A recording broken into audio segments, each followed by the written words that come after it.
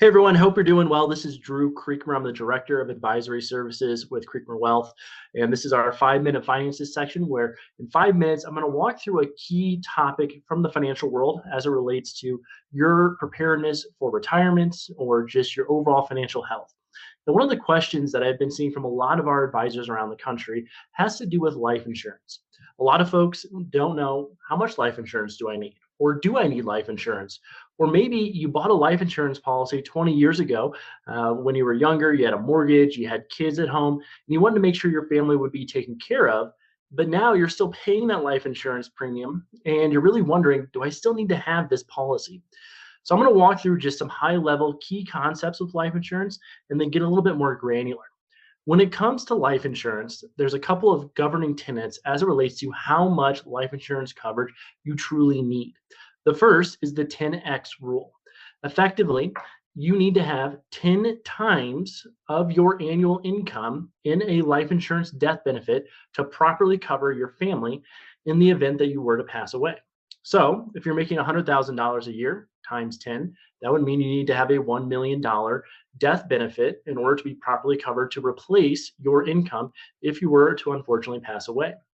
In addition to that, you also want to ensure that any debt that you have outstanding is also covered.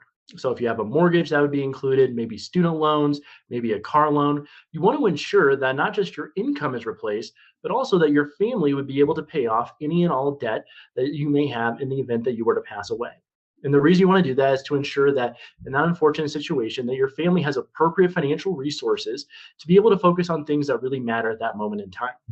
Now, for a lot of folks, maybe your kids are out of the house, maybe the mortgage is paid off, and you still have a life insurance policy that you're paying on, and you're really starting to think, do I really need to have this? Well, the first thing that I always encourage folks to think through is number one, is there a disparity in the guaranteed income in retirement between one spouse and another? A great example of this would be if you were to have a pension. Now, with a lot of pensions, you have a number of different ways that you can claim that pension retirement benefit. One can be straight life, so just on your life. One can have a survivor benefit of up to 100% or 50%. And so there are a number of different options, but everyone has a unique financial situation. And so if you're in a situation where you have Social Security, your spouse maybe does or does not have Social Security, and you also have a pension income, this is where I encourage everyone to have what we call our retirement blueprint analysis be conducted, where we'll walk through the numbers behind the decision of whether you need to have life insurance coverage to appropriately cover your spouse in the event that there would be a loss of income if you were to pass away before your spouse in retirement. Now, with this type of conversations, there is the data side of things, so the numbers, but then there's also the personal and personal belief side of things as well. And so you have the hard data conversation and the soft emotional conversation that everyone needs to walk through. And that's where I believe a trusted advisor can really help you walk through both sides of that conversation to ensure that you have proper coverage.